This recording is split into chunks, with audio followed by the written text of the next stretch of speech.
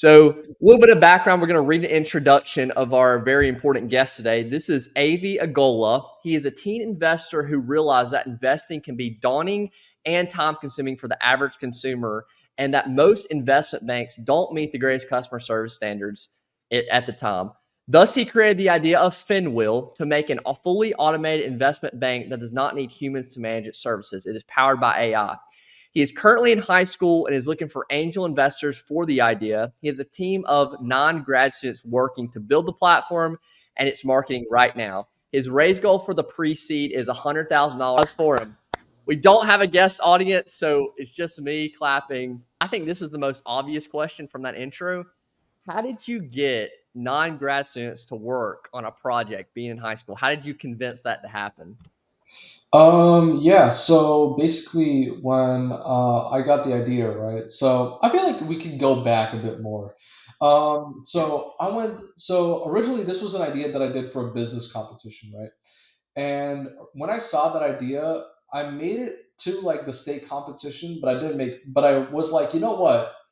It cost me $500 to go to that state competition, or I can invest $500 and actually build this sort of product, right? So I thought instead, let me try building this product. It seems more interesting. It seems more fun for me, and that's what I kind of decided to do. So when it came to the grad students, I put a post on my LinkedIn and I said, "Yo, I have this idea that I'm trying to build. Can we? I want people who are interested and willing to work for the idea, right?" I put that out there. I think like in about say like 4 to 5 people in one day, and then it kind of like exponentially grew over time. And I saw about, let's say, 300 by the end of the week, and it's like 300 emails of people, literally all of them being grad students, literally just wanting to work for the idea because they were just like interested in the idea. So I like went through, I had to go through all of those emails. It took me like 3 hours. I had to filter them out based on the resumes and all of that, and then basically afterwards I just decided to give interviews until I got like that final nine. It's still not finalized yet, but this is like but like generally our goal is to have about 9 people for the summer to help out with the idea and just see where it can go from there. Kind of drove you to that entrepreneurship? Like, what were you kind of born? Were you born into entrepreneurship? Did you have someone that you kind of modeled it after? What drove you to that? Honestly, what drove me to it was money. Honestly, so at first I was a big tech nerd, right? So like from 14 onward, I was working as a CS tutor at like these various small like tutoring companies, right? Hmm. And then eventually I kind of just got bored of having a job, right? And I kind of also realized that like school was becoming more daunting over time, generally because of the amount of work that I had to do. So I just decided to go ahead and start with building a full on business for tutoring. It's still up today. It's called Prime Pupils. You can go check it out. But basically, how it works is that I just hired like 6 of my friends and I told them, hey, you guys can be tutors, and I want you guys to help me run this tutoring business. Hmm. So it kind of also just helped me like supplement income over time because I was super busy. I couldn't work hours while also trying to keep up with school. Sure. So that's sort of the stuff that I decided to do. And eventually I just found the more startup niche and I thought, you know what? Let me give it a shot. Let me just see what's out there and let me just see what I can do. And that's just what I aimed for over time. Yeah. That's awesome. So when you started that, when you were 15 years old, that tutoring company, was it 15? When I was about 16. 16 years old. Okay. Okay. That's awesome. I think just getting in entrepreneurship early, you're kind of just seeing a problem. You're like, I don't have time. Let me just start a business. And you're ahead of, I'm sure you know this, you've probably been told, but you're ahead of a lot of people already. You're already getting to entrepreneurship. You're already become startup.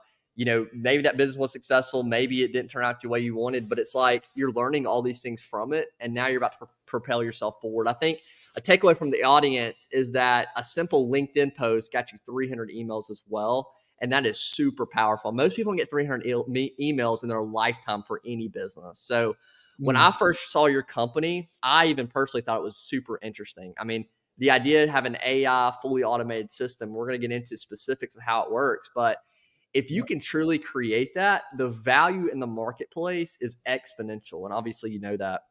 Mm, But God, that's super powerful. I'd be one of your first customers signed up, ready to go. So you got a customer in me. that's awesome. Oh yeah. Um, but what is the current stage of the product now? Are we in? Are we slowly developing it? Are we just an idea talk trying to get funding? Where are you?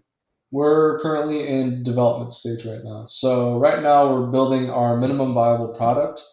I'm currently with an accelerator named called Build Space. It's a pretty big accelerator out there, and I'm working with them to help me build my minimum viable product. Hopefully, we'll have that ready and given out to the public by maybe next month or by the latest August.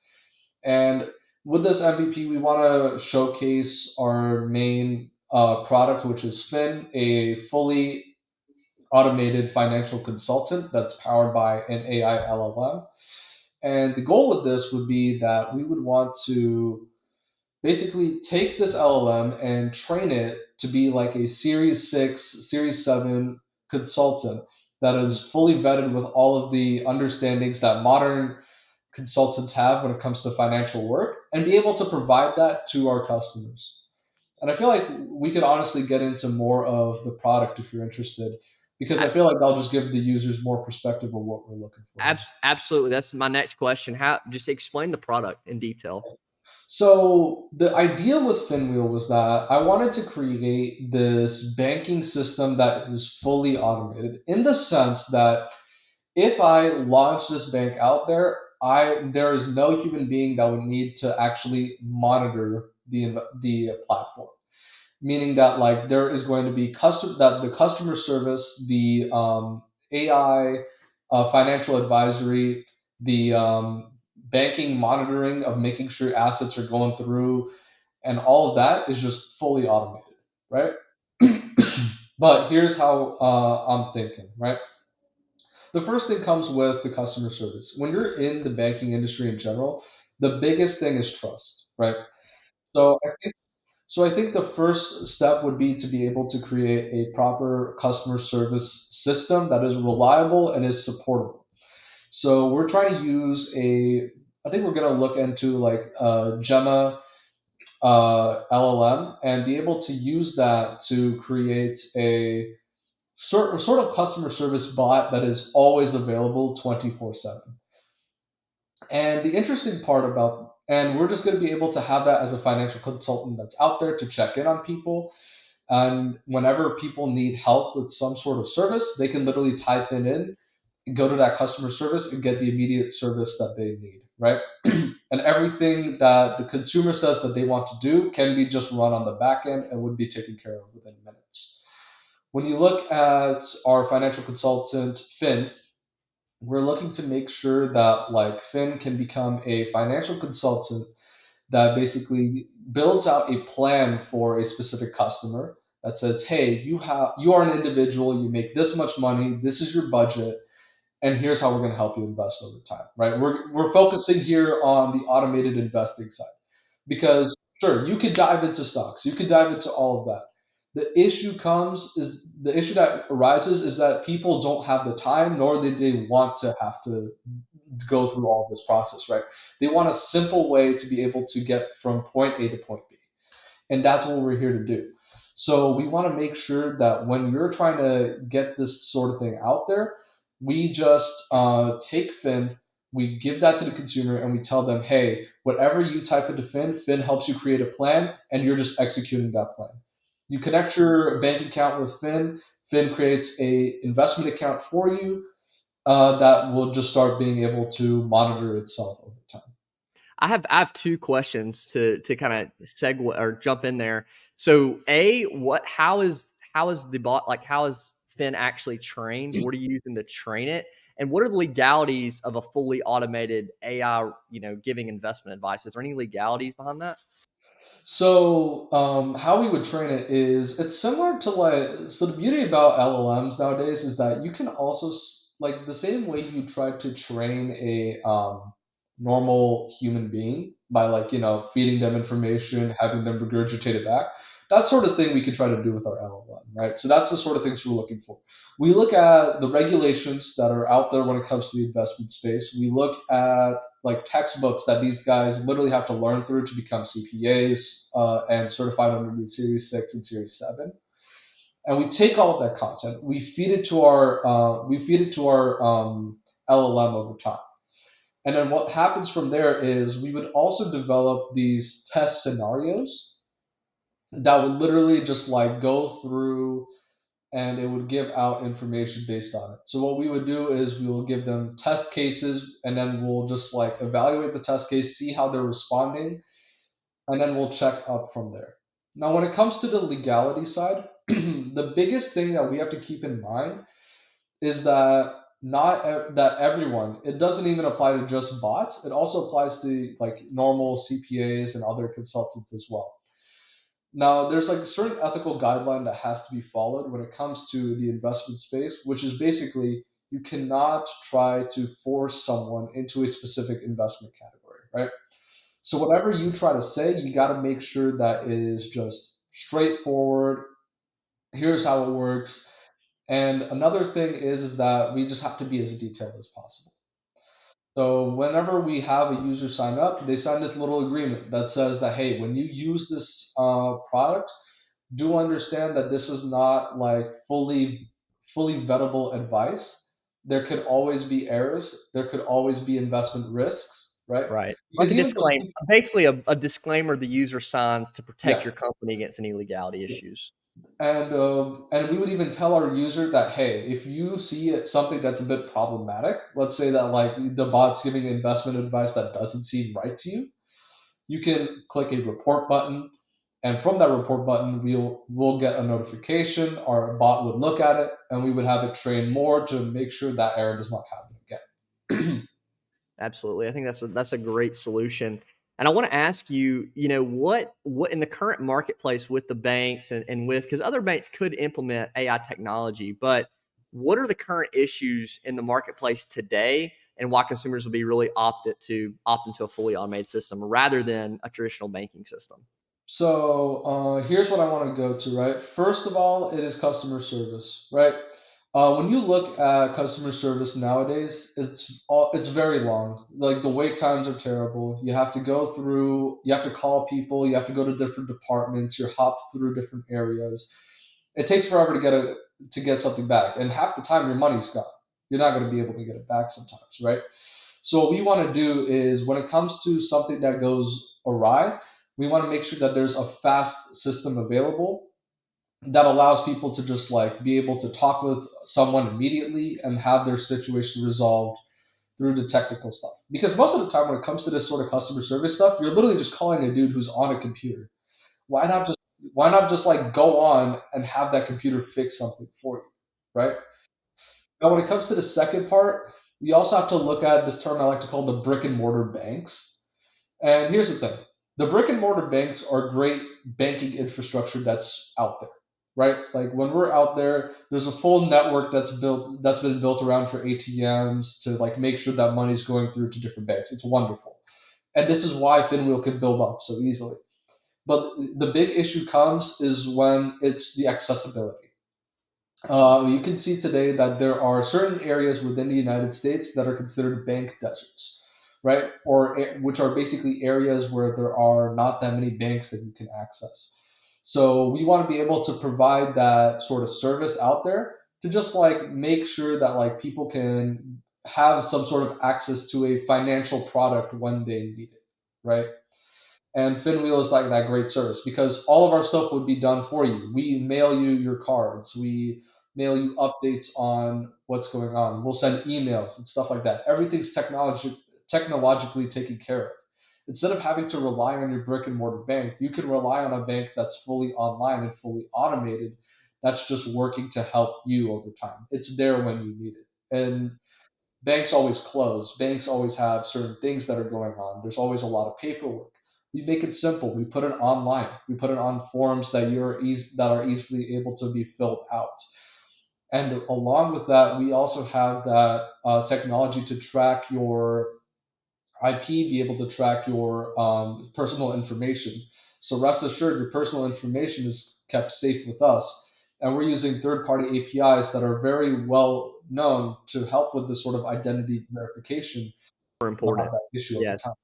Yeah. That's super important because again, so when it comes to banking, that security, the customers are going to want to know, where's that security coming from. So you're Yeah. getting third parties kind of vet everything that's coming through in terms of personal information. Yeah. And that's what you'd just be generally looking for. When we're looking at, and then I think finally, we also have to look at investment and financial planning. Currently in the United States, about 65% of Americans, according to a recent study, report that there are literally that they don't have a proper financial plan, like written down, right? It's concerning. And many of the financial apps they see out there today, they're wonderful apps. I'll give them that. The big issue that comes up with is that they're not really integrated with banks. They're all third-party organizations. You have to download extra apps. You have to do extra work to be able to find them, and you have to pay those guys extra fees. Not to mention that, like you're paying someone a bit of money just so you can be able to like figure out when to cancel your subscriptions, right? Um, Instead, what we wanted to do was we wanted to break it down at the core for people.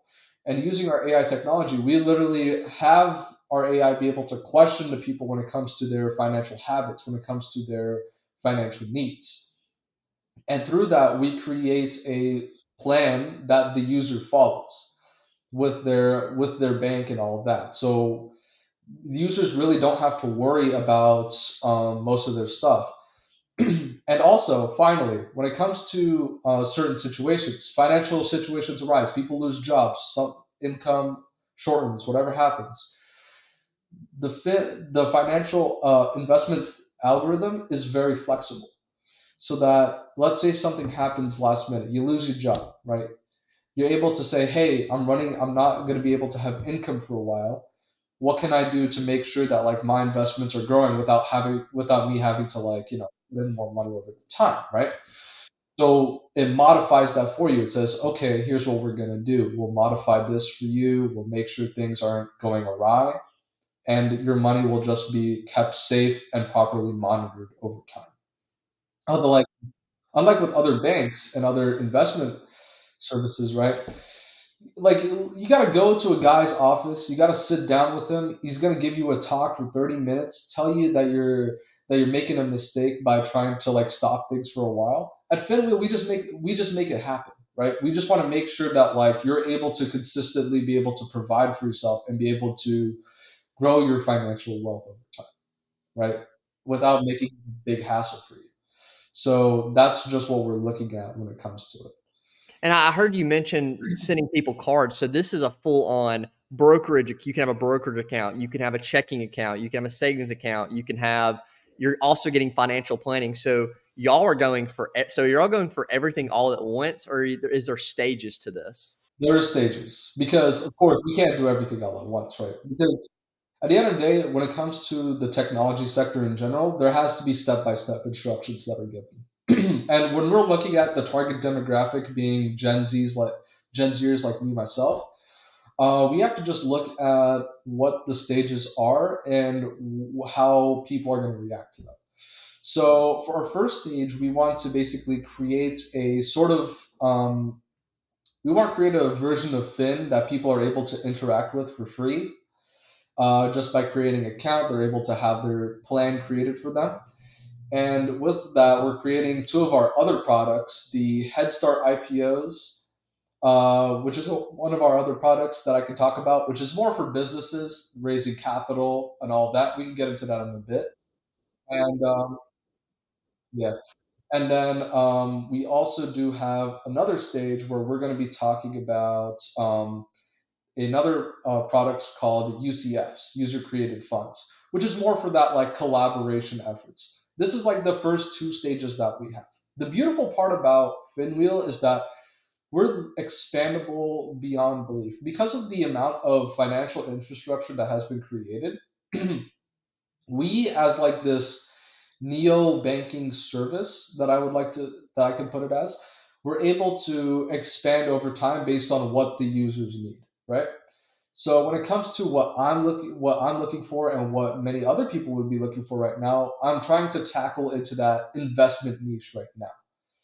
And from there, we would be able to branch out forward into other sort of niches as well. Like let's say if we want to target the credit niche as well, we even have ideas to create credit cards with rewards that actually compound over time, like a savings account.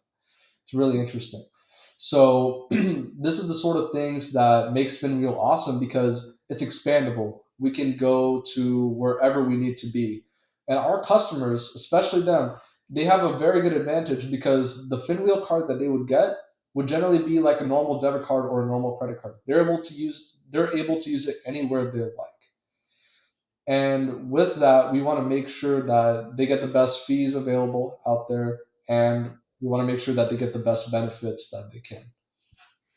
Absolutely. And going through, I noticed that you're starting with a website rather than a mobile app. And can you kind of walk me through that thought process? Because that's a very intentional decision. And a lot of people have claimed that a lot of new companies are better with mobile apps. So why do you think the website is a great place to start? So I think the website is a great place to start, just generally because it gives people like a place to go. It gives them like a place to check it out.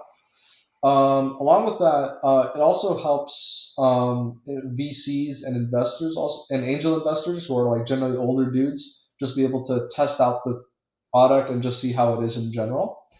So what we want to do is we want to create it as a web platform first, and then once we have a basis as a web platform, we would then want to expand into the mobile app space because we understand that with Gen Z and with millennials, they're all huge on mobile stuff, right? And it's just accessible for many people. Even in foreign countries, mobile stuff are more accessible.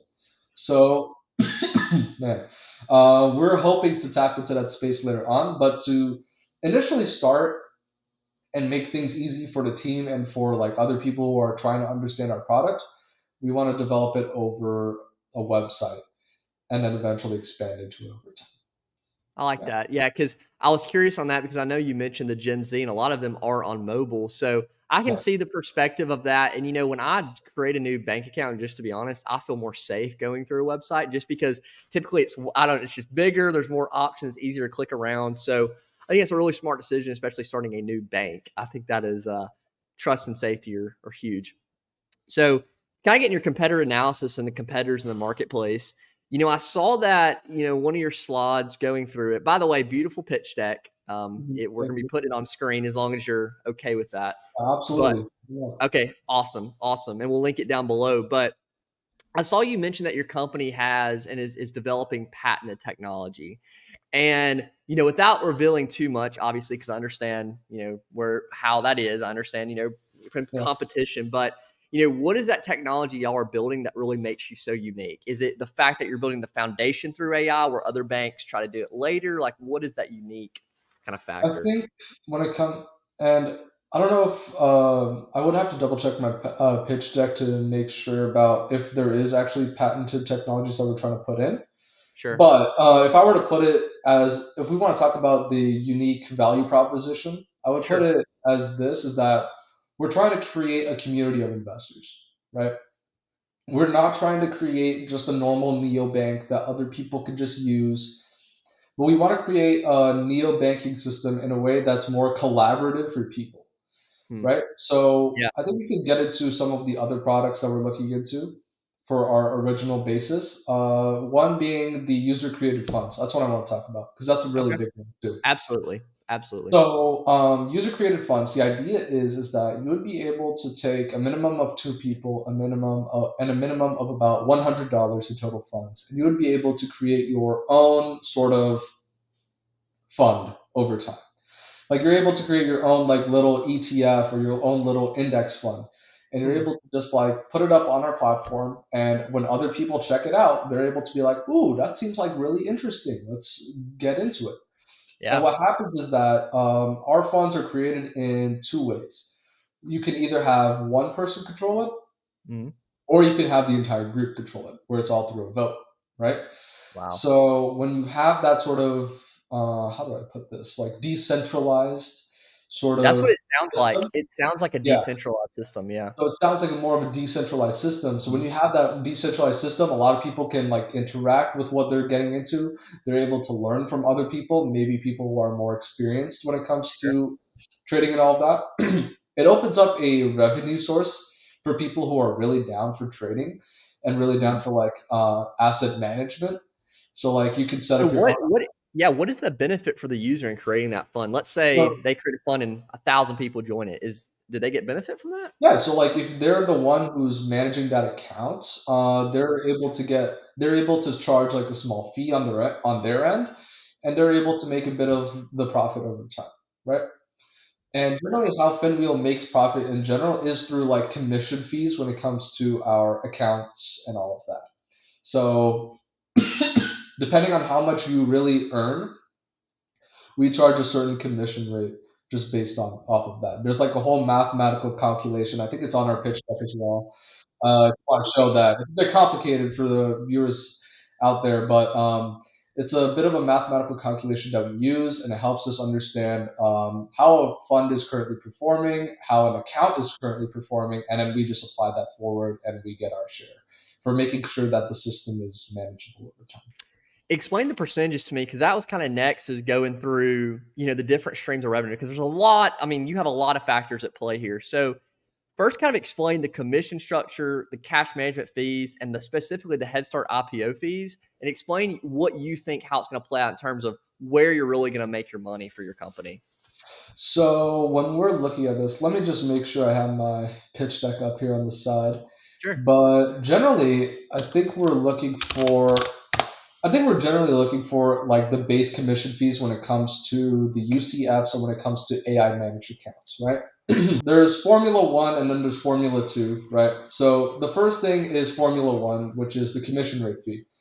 So we take the logarithm of x, which is like the annual growth rate, right? So let's say we find that you made about 7% in annual returns for the year, right? What we would do is we would then have our computer run a calculation with the logarithm of 7 and divide that by 10, right? And generally, that just gives us like a perspective on okay, this person made this much money this year. We're going to take this much out of their as a fee, and then they're still left with quite a decent amount of money that they're able to take home for the year, right? These fees are charged annually. Is So, are they what about if it's a down year? Or are they still charged if it's a let's say they so lose in their account? So generally, we don't try to charge on down years, right? Which is a bit of a, and at first that's what we're going to do, but as our thing grows over time, we would have to check on that. Generally, the way we're building FinWheel is that even if there is a down year within the market, we would still be able to make money, right? So that's how our AI is built. That's how our management is built. So we always want to make sure that even no matter what market circumstance we're in, we're making sure that we're making some sort of money over time. Because if we're not making money and if banks are not making money in down years somehow, banks would collapse, right?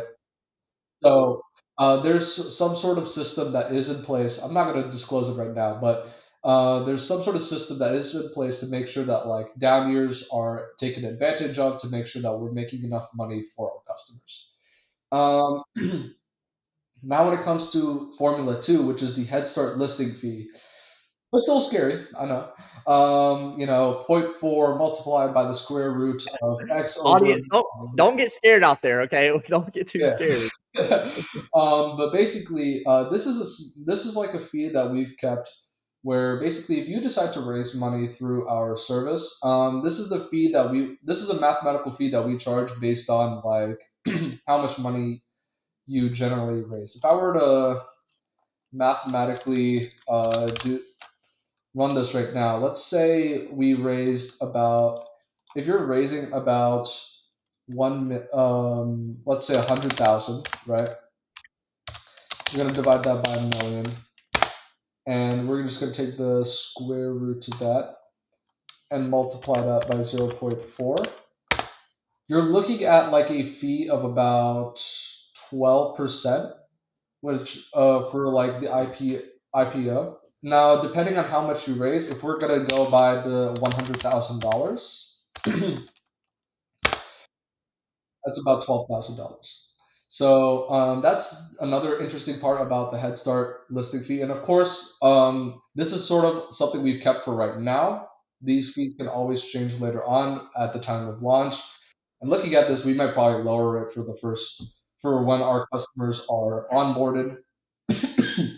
And generally, this would be able to cover the costs for all of the hosting, all of the like algorithm advertising to like bring your idea out to the users, and to make sure that like you're able to use our how would I put this? You're able to use our AI to help you with that.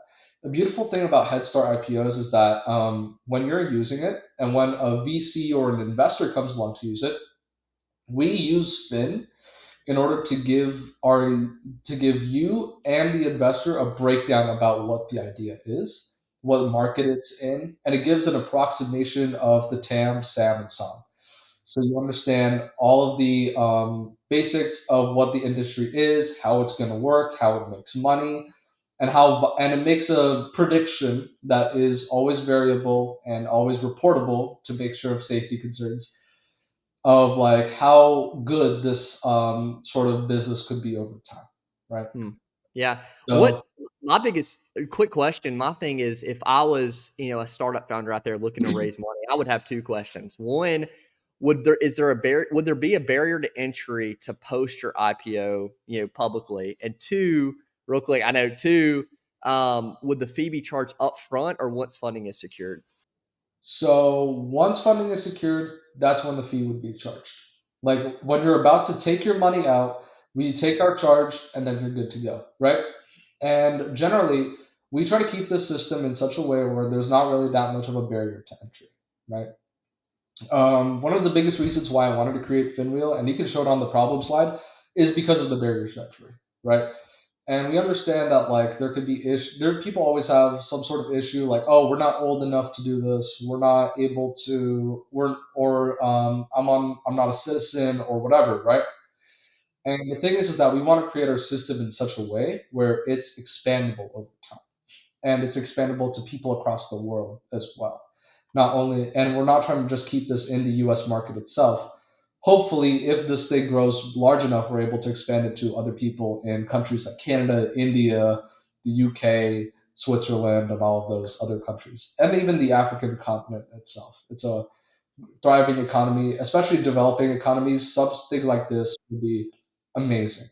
So having that be available would help people a lot.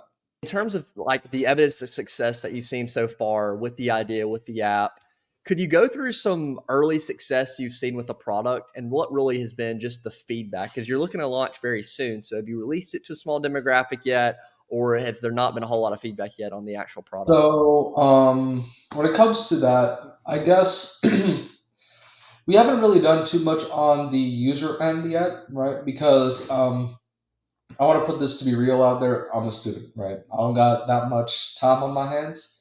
So really, I've kind of been busy with school, but from now we're going to be working on having a social media presence. Man, my throat's up today.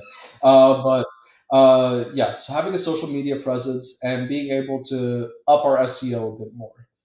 One thing that's great is our SEO is booming. So we're about like the fourth or like fifth thing away. When you search up FinWheel, we're the fourth or fifth thing. We're getting there to the first, right? The second thing would be we generally get we have that email list, right, of about 300. It is probably about 400 now at this point, which is great. So we'll be able to even have some of those people who are interested be able to become early users of our platform. And along with that, we're going to be able to just make sure, and we've been in touch with other VCs and other accelerators. As I mentioned earlier, BuildSpace admitted me into their program, which was wonderful. Also, I also have to hear back from Madrona Venture Labs, which is a big venture lab within the Pacific Northwest. And I'm also currently talking with a really nice angel accelerator called Pegasus Angel Accelerator. And one of the people, the person that interviewed me was a person for CNBC. They were a reporter for business and all of that. So they were really into the idea. I went around my town, meeting angel investors in some of the weird places, like in the middle of like school, maybe sometimes when I'm at like the temple or whatever. I'm not even kidding. I met one angel investor. We were I talking love for it. hours. Wonderful. I love that. And that's the sort of thing that I've seen as like that early ideation and that early like acceptance for the idea. So generally, for something like this is something that we've taken into mind. We've taken into mind some of the criticisms as well when it comes to the idea, such as the idea of being able to find a proper banking partner, being able to create a proper algorithm. So we've taken all this sort of stuff into mind, and we're trying to make sure that everything is properly regulated and everything is properly operable on the day of launch. Yeah. Absolutely. So, in terms of the roadmap, you mentioned maybe looking for launch in that 4 to 8 week mark. I don't want to quote you directly. I know that can definitely get pushed back. I understand how those Yeah. releases work, but where do you see kind of, let's say we launch in a month, 2 months? What's the next step? Is the next step to then get funding a couple months later? Where do you see kind of the company there and going forward? So generally, my goal is to spend the summer, develop the product, develop a hype, and have a first iteration of it released. Doesn't have to be super crazy. I just want to make sure it's something that's out there.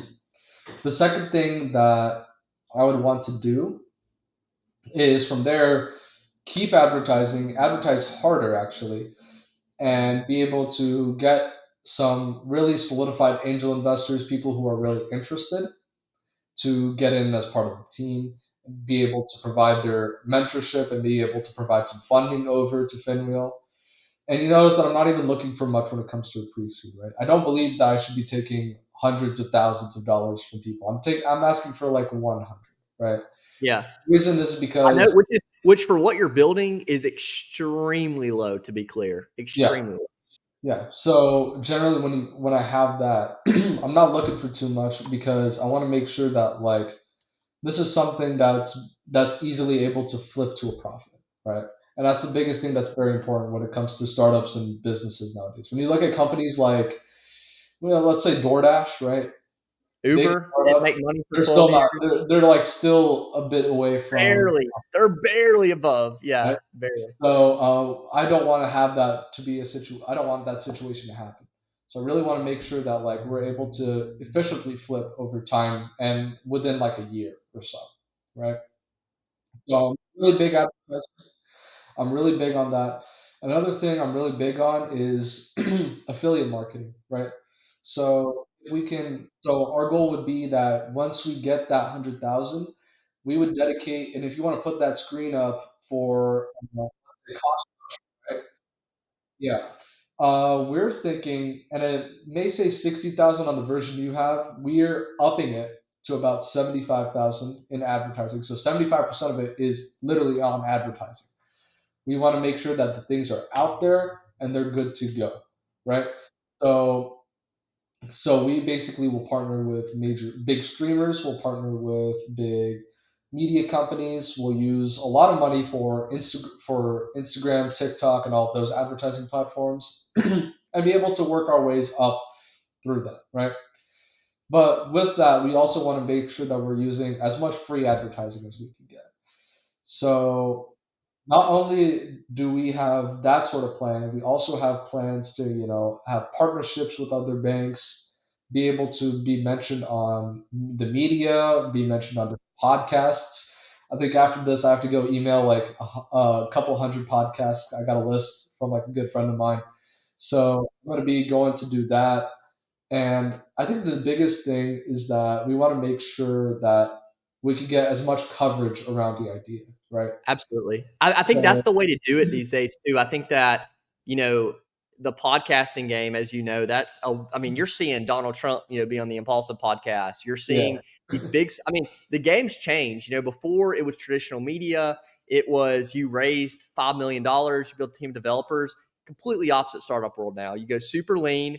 Maybe you don't raise a lot of money, become profitable quick, you keep the team small, And it seems to be podcasts and other things. These Yeah. influencer UGC content is kind of the way to go these days. That's what it seems like.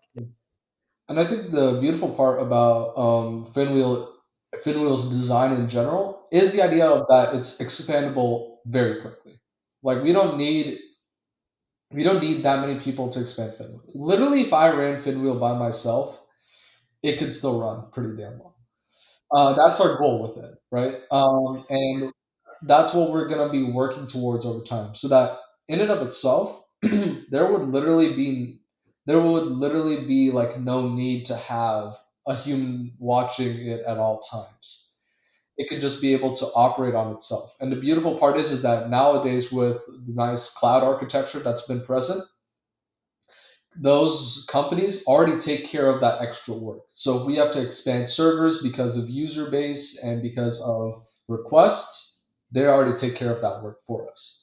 Well, I think So I think the beautiful thing about your business is if you get to a point where, like you said, there's not really a lot of product cost itself. Of course, you're improving the product, but yeah, you could really build out a great sales team and a great marketing plan. And good gracious, I mean, you're going to crush that because if most of your money is spent on pushing the product, then you're just going to get more and more users over time. I think that's a fantastic idea. yeah. And that's what we would be generally looking when it comes to that. I think the biggest struggle when it comes to this would be being able to get a proper banking partner. Investment partners are very easy. We already have APIs, we already have that set up. The hardest issue that's out there is being able to have a proper banking partner that can provide some of our services, right? Because I'll give an example. I was talking with Unit. They're a big embedded banking software company that's out there.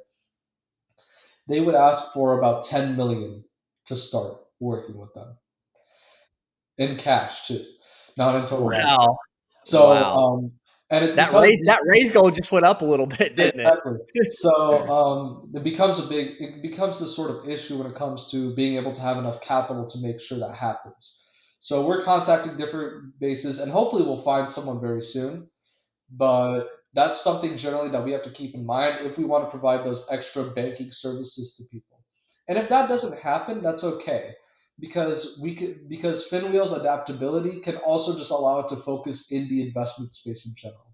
And we could just have additional APIs or additional other tools be used to just connect our banks with Finwheel and and have Finwheel just provide that investment product for the people, right? Got you. Got you. Really do what you can, and then as it grows, then you can look into doing these big Yeah. banking partners and stuff like that. Mhm.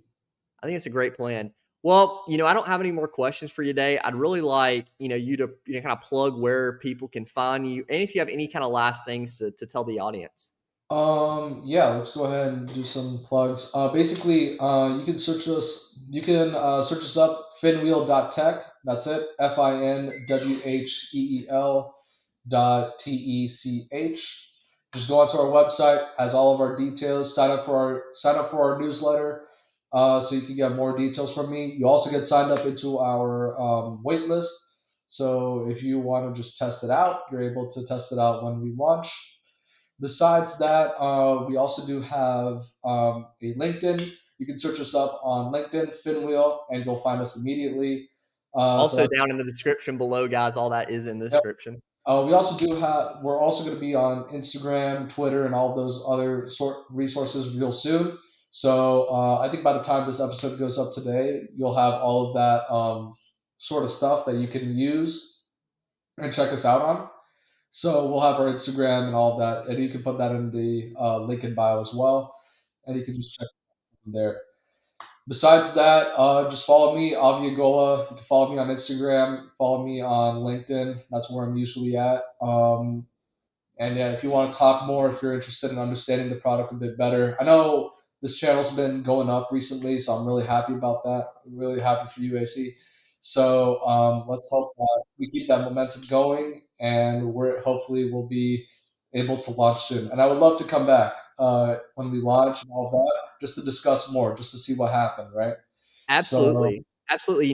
What I was discussing this with our upcoming guests as well. I think what would be really cool about this channel with the startup space, with people coming on, is that maybe we could get to a point where we can kind of give y'all as much free promotion as we can. And then one day Yeah. you can come back and maybe sponsor the channel for the actual audience as we grow. Would be really, really cool for full circle to kind of see, grow it, build it, follow up. But I would love to have you on, and I just really appreciate your time, and you were a great guest to have on. Really All mature. right. Yeah. Honestly, thank you very much for having me on. Everyone, go check out FinWheel.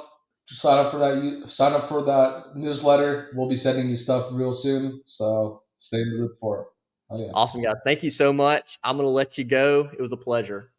All right. Pleasure to see you as well, man. Take care. Bye.